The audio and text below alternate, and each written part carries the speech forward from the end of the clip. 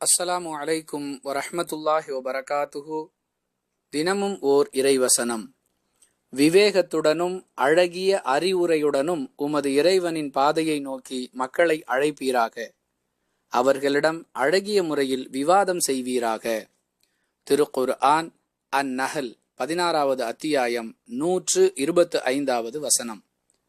அன்புள்ள சகோதர சகோதரிகளே, அல்லாஹுவின் மார்க்கத்தை நோக்கி மக்களை அழைக்கும் பொழுது அவர்கள் கேட்கக்கூடிய தர்க்க ரீதியான, அறிவு ரீதியான, அறிவியல் ரீதியான அனைத்து கேள்விகளுக்கும் முறையாக பதிலளிக்கக்கூடிய அளவிற்கு நம்மிடத்தில் விவேகத்தை வளர்த்து கொள்ள வேண்டும்.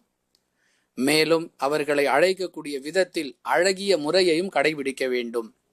அதையும் கடந்து அவர்கள் ஏதேனும் ஒரு கருத்தில் நம்மிடம் விவாதிக்க முற்பட்டால் அந்த விவாதத்தில் கூட வரம்பு மீறிவிடாமல் அழகிய முறையை கடைபிடிக்க வேண்டும்.